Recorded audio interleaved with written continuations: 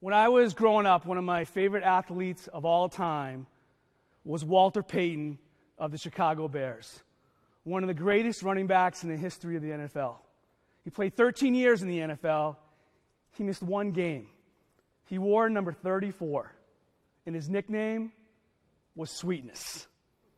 Do you know how tough you have to be in the NFL to have a nickname like Sweetness?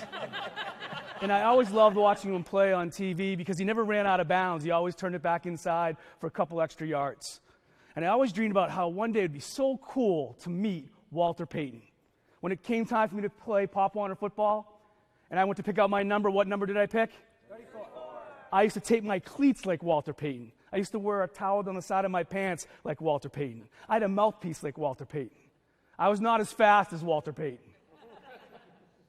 I always thought, how cool would it be one day to meet Walter Payton? Fast forward my senior year in high school, I'm invited to the National Academy of Achievement to sit in the audience and watch 15 individuals be recognized for their outstanding achievement and success in their particular field of work.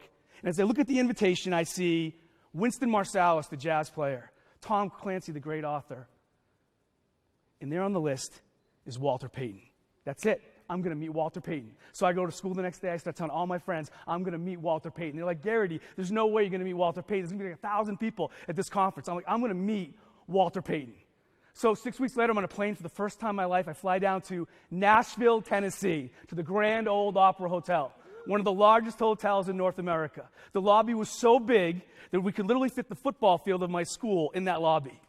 So as soon as I get there, I start walking around, asking anybody if they've seen Walter Payton or if they've known whether or not Walter Payton's checked in.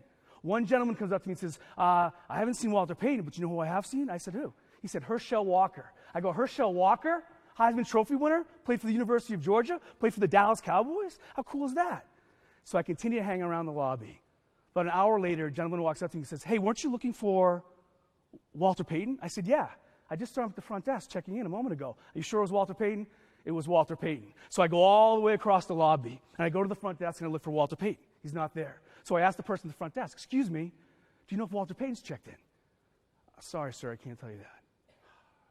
So I walk all the way across the end of the lobby, and I get behind a big plant. Does anyone know what Herschel Walker sounds like? Neither the person at the front desk. Front desk, can I help you? Hi, this is Herschel Walker. My friend Walter Payton just checked in a few moments ago, and I was just wondering if you could connect me to his room so I can meet up with him before the big banquet tonight. Just 1 minute, Mr. Walker, I'll connect you. Hello? Hi, Mr. Payton? Yes. Hi, Mr. Payton. My name's Ed Gerety. I'm here with the National Academy of Achievement. Mr. Payton, I'm just a huge fan of yours, Mr. Payton. You and I have so much in common. You know, I'm retiring from high school football. You're retiring from the NFL. Mr. Payton, you're captain of your team. I was captain of my team. We just won a state championship this year, Mr. Payton. You know, you won a Super Bowl. You were MVP of the season. I was MVP of the week. Mr. Payton, I would just do anything if I could just meet you just for a few moments. Just for a few minutes. I won't tell anyone. Where are you now? I'm in the lobby, behind a big plant. Can you meet me now? Yeah. Okay, I'm in room 2310. Thanks so much, Mr. Payton. I'll be right there. I hang up the phone. I grab my bag that has my football cards, my poster, my camera. And 10 minutes later, I am knocking on 2310. And there opens the door Walter Payton. Jacked. And he has his kangaroo logo on his t-shirt. And I go, Mr. Payton. He goes, Ed? He says, come on in. I walk in, and he turns to his wife, Connie, who's in the back of the room. He says, hey, Connie, this is the young man who just called a few moments ago. She went, oh, hi, Ed. And then before I could say anything to Mr. Payton, he said, hey, congratulations. I said, congratulations for what? He said, well, you said you won the state championship in football this year. I said, yeah. And he looked down at my hand, and at that time I had my big, giant state championship football ring on. He said, can I see it? So I take off this giant silver aluminum ring covered in blue glass, and I hand it to him, and he looks at it, and he smiles, and he looks at the number, and he smiles again. And then I ask, can I see yours? I take off his diamond-studded ring, and I look at it, and I said, Mr. Payton, I still can't believe that you didn't get a touchdown in the Super Bowl that you played in. And he looked at me and said, always remember, Ed, it's not about touchdowns. It's always about championships. And then he asked me about my family. He asked me about my goals, my dreams, where I wanted to go, who I wanted to become. He signed the cards, and then he said, hey, Connie, come on over here, and Ed, let's get that picture. Next thing you know, there I am with my arm around Walter Payton, getting that picture. And I said, Mr. Payton, it was such an honor to meet you. He goes, it was an honor to meet you. He said, thank you. And he said, hey, one more thing. And then he went to his wallet, and he pulled out a blue business card. And he said, here, stay in touch. If you ever need anything, he goes, you let me know. Thanks, Mr. Payton. So I walk out of the room, and I'm not sure if what happened had just happened. But in my office is that picture of Walter and I and that blue business card.